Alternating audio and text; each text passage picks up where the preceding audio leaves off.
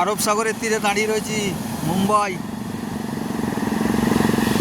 Welcome to Mumbai শহর। আরব সাগরের তীরে দাঁড়িয়ে রয়েছি, বালির মধ্যে।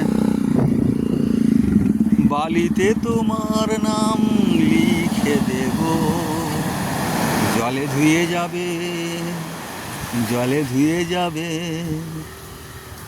সেই বালি। সমুদ্রে ঢেউ আসছে,